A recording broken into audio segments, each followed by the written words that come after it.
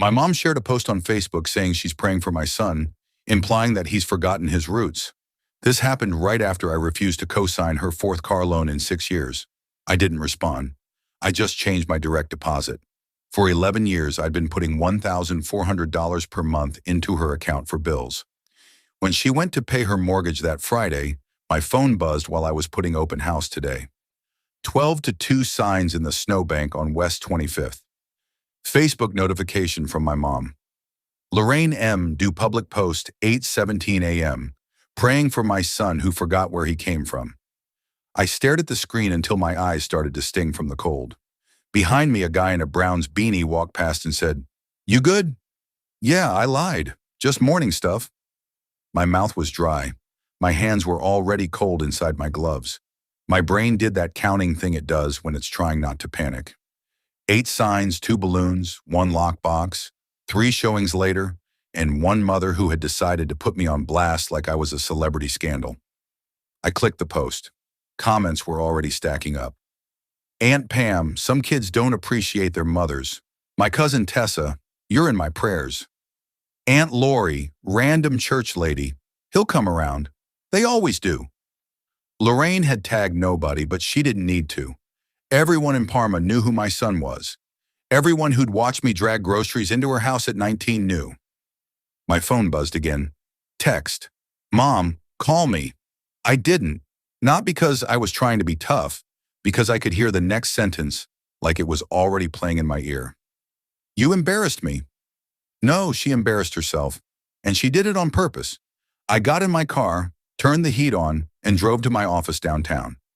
Real estate doesn't pause because your mother is staging a public pity party.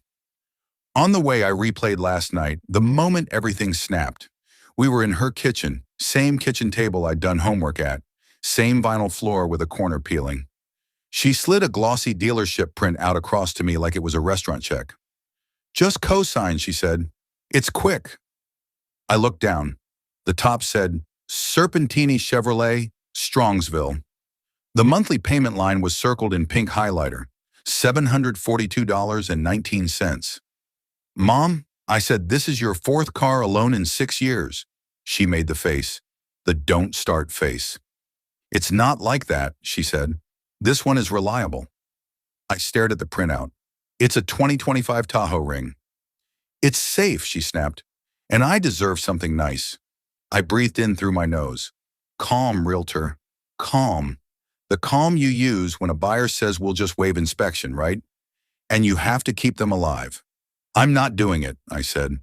Her eyes went glassy fast like a switch after everything I've done for you. "I've done a lot for you too," I said. She leaned forward. "So, you're just going to let me struggle?" "You're not struggling," I said. "You're choosing." That was the knife line.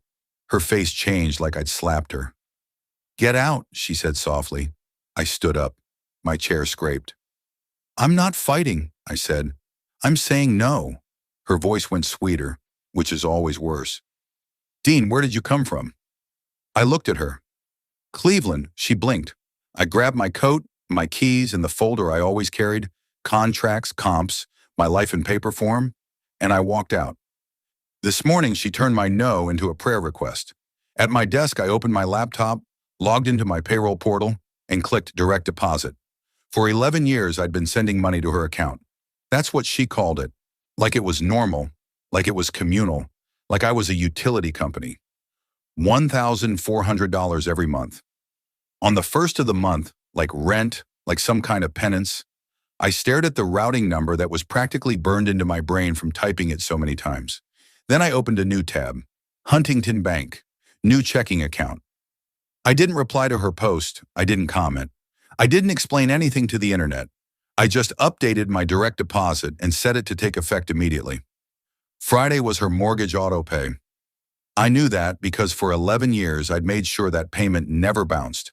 I didn't yell. I didn't argue. I did paperwork. I'm Dean. I'm 35. I sell houses in Cleveland, which basically means talking people off emotional cliffs while pretending granite countertops are a love language. I grew up in Parma. Mom worked in a medical billing office. Dad left when I was 12 and never really came back, at least not in a way that mattered. Lorraine filled that gap with rules. Rule number one was always the same. Family helps. When I got my first steady job at 19, warehouse work on the west side, Mom sat me down and framed it like responsibility. "We'll do it together," she said, sliding a key bank deposit slip toward me. "You contribute to the household. That's what adults do." "How much?" I asked. She didn't hesitate. 100 a week. I laughed because I thought she was kidding. She wasn't. My paycheck was maybe $600 a week after taxes if I worked overtime. She took most of it, then told me I was lucky. "You have a roof," she'd say. "You have food." So I swallowed it, because what else do you do at 19? Then I got my real estate license at 24. My first year, I made $38,000 and felt rich because I could finally breathe. Mom noticed and adjusted her math. She started using the phrase bills account. "It's easier," she said. "You just put it all in one place. I'll handle everything." It sounded like she was taking something off my plate. What she was really doing was taking the plate itself. She opened an account for bills and put my name on it too. "For transfers," she said. That was the excuse. Then my direct deposit started going there. At first I didn't notice. I was working weekends, chasing leads, surviving on gas station coffee. I'd check my personal account, see some money and think, okay, fine. But the bills account, that was the real one. That's where she lived. That's where my money went and turned into her control. There were incidents, always small, always explained away as temporary. I kept telling myself it was temporary. It wasn't. Incident 1. The first car. 2019. I was 28. Mom's old Malibu died in the Giant Eagle parking lot on Ridge Road. She called me crying. "I'm stranded," she said. "I don't have money for a tow." I left a showing and drove over. She was sitting in the driver's seat, windows up, like she was in a movie about betrayal. "I need a new car," she said immediately. "I can't get to work." "Okay," I said. "We'll look." We went to a dealership in Middleburg Heights. She test drove a Jeep Compass, leather seats, touchscreen bigger than my first TV. "I like this one," she said.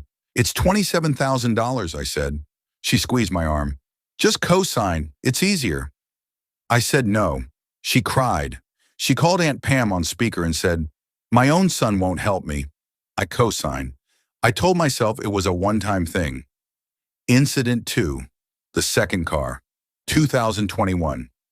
She wanted out of the Jeep because the payment was too high, which was ironic considering she wasn't the one paying it. I was paying for it indirectly through the bills account. She came home one day with a printout for a Nissan Altima. "Lower payment," she said. "See, I'm being responsible." The payment wasn't lower. It was just stretched over more years. "You still haven't refinanced the Jeep?" I asked. She waved her hand. "They'll take care of it." "They won't," I said. She went quiet, then said, "Don't make me look stupid." So I co-signed again, because I didn't want to fight. That was the pattern. She pushed until the cost of saying no felt higher than the cost of saying yes. Incident 3. The third car. 2023. She said she needed an SUV because of Cleveland winters, like she was preparing to climb Everest. She picked a Kia Telluride with a third row. "You don't even drive people," I said. "I might," she replied. "Why can't you just keep the Altima?" "Because I'm not like you," she snapped. "I don't live for work. I'm allowed to enjoy life. Enjoy life, on my credit." By then, I was paying $1,400 a month into that KeyBank bills account. The number wasn't random, she said it herself. It covers everything. Mortgage, electric, groceries. "Don't you want me stable?" She always said stable like it was a moral obligation. What I didn't know or didn't want to know was how much of that money wasn't actually bills. I started noticing small things. A new Coach bag, fresh salon nails every 2 weeks, DoorDash receipts with steakhouse names. When I asked, she got offended. "Are you auditing me?" I backed off. I didn't want to be the guy who fought with his mom over groceries. But I watched myself shrink, and I watched the people around me shrink too. There's one moment I keep replaying because it wasn't dramatic, just sad. Last summer, my girlfriend at the time, Marissa, was at my place in Tremont. We were eating takeout when my phone kept buzzing. Mom again, then a text. "Call me now." Marissa looked up. Do you have to? It's probably important, I said. I called. Hello? My card got declined at Target. Okay, I said. What do you need? I need you to transfer $300. I opened my banking app. My brain started doing math. Rent in 4 days, car insurance, student loans. Mom, I just sent the $1,400. It's gone, she snapped. Things cost money, Dean. Marissa sat there quietly. Then she said something that made my stomach drop. Do you want me to Venmo you for my half of dinner? She thought she was a burden, because my mother was draining me. That's what this kind of dynamic does. It teaches everyone else to get smaller so one person can stay big. I kept thinking if I paid enough, she'd stay calm. If she was calm, I'd have peace. But peace you have to buy isn't peace. It's rent. After the Facebook post, I did what I always do when things get emotional, and I can't afford to be. I made a list. Change direct deposit, move savings, lock credit, document everything. At 9:06 a.m., payroll emailed me. Your direct deposit changes will take effect next pay cycle. Friday. Perfect. At 9:14, my phone rang. Mom. I let it ring. Then the text started. Mom. You're really going to ignore me? After everything, you're breaking my heart. At 9:22, Aunt Pam called. I answered. She only calls when Mom starts recruiting. Dan, she said, breathy, like she'd already been crying for Mom on command. Your mother is upset. I know, I said. She's scared. She's just trying to get by. I looked at my screen. The KeyBank account was open. 11 years of transfers. Same dates, same amounts. $100 at first, January 1st, February 13th. Like a subscription, like a heartbeat. She's not scared, I said. She's angry. Pam's tone hardened. You owe her. There it was. Family language. Sacrifice. Respect. Don't make a scene. I have a showing, I said. Bye, Aunt Pam. I hung up before she could escalate. Wave 1 was guilt, right on time. Cousin Tessa texted a screenshot of the Facebook post with a sad face emoji. Why would you do this to her? An old high school friend DM'd me. Yo, your mom okay? Even a client brought it up during an inspection, like it was local news. A mother worries, she said. I smiled. She'll be fine. Inside, I was cold and focused. I started saving everything. Facebook post, comments, texts. I made a folder on my desktop. Lorraine, receipts. Then I pulled my credit report. 3 auto loans sat there like weights. I dug up the old cosign paperwork I'd kept, because that's who I am. It's why I'm a good realtor, and why my mom hates it when I get organized. Then wave 2 hit. Wednesday, a KeyBank alert. Low balance. The bills account dropped under $200 now that my paycheck wasn't going there. Thursday at 10:48 p.m., my phone buzzed. Mom, I need you to transfer the mortgage money right now. Then again. Now, Dean. I'm not playing. I didn't respond, not to punish her, just to see what happened when I didn't fix it. Friday at 7:31 a.m., another alert, transaction declined, Rocket Mortgage, $986. Even expecting it, seeing it in black and white made my stomach flip. At 7:33, she called. What did you do? She hissed. I changed my direct deposit. You can't do that, she said like it was illegal. I can, I said. It's my paycheck. My mortgage didn't go through. I know. You knew this would happen. Yes, that was the point. She cried, got angry, then switched tactics. So you want me to lose my house? I want you to pay your own bills. Things are tight. Then don't buy a Tahoe. She started yelling. I stayed calm. Where's the money going, Mom? I send $1,400. The mortgage is $986. Utilities maybe $250. Where's the rest? Silence. Then offense. Are you calling me a liar? I'm asking for numbers, it's math. I don't owe you an explanation. She was right. She didn't owe me one. She owed the bank. Give me the mortgage login. No, then I'm done. You can't be done, she said, panicking. Just this month. I'm not co-signing anything else. I'm not paying your mortgage. I'm taking my name off everything. You wouldn't, she whispered. I didn't argue. I documented. Then I called a lawyer, Mark Feldman. Calm. Cleveland. No nonsense. He told me to separate finances, close joint accounts, freeze my credit, and keep everything in writing. At 11:12 a.m., Mom showed up at my open house and said loudly, "So you're really going to let your mother get foreclosed on?" I stayed professional. "If you don't leave, I'm calling the police." She left, but not before saying, "I hope you can live with yourself." I saved the Ring camera footage. Receipts. By Monday, she posted again. "When your own child chooses money over his mother, God sees." I didn't respond. I sent one email. Financial separation, short, clear, final. Then I went to the bank, closed the joint account, printed the confirmation, added it to the folder, Lorraine receipts. I froze my credit and set fraud alerts. That night at 9:47 p.m., my phone buzzed. New credit inquiry detected. Auto loan. Serpentini Chevrolet. She was still trying to buy the Tahoe, using my full name, old address, and my social security number. I didn't have to guess who it was. I called her. She answered like she'd been waiting. "Dean," she said, sweet as syrup. "Did you apply for a car loan using my SSN?" Silence. Then a sigh. "I had to."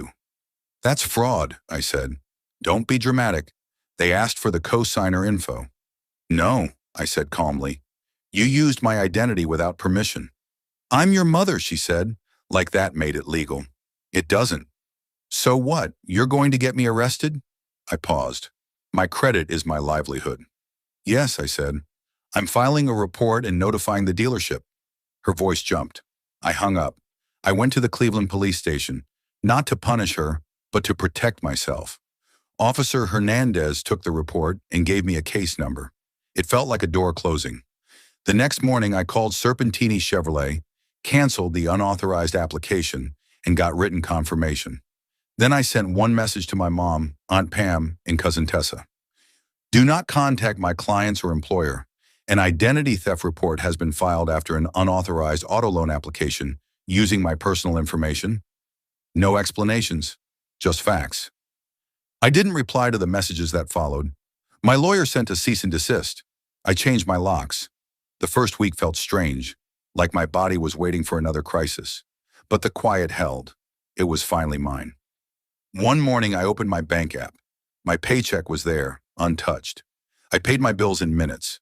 No guilt, just steady. Months later, my credit is clean. My accounts are mine. I don't hate my mom. I just don't fund her. The lesson is simple. Help is a choice, not an obligation. Love doesn't require signing your name to someone else's chaos.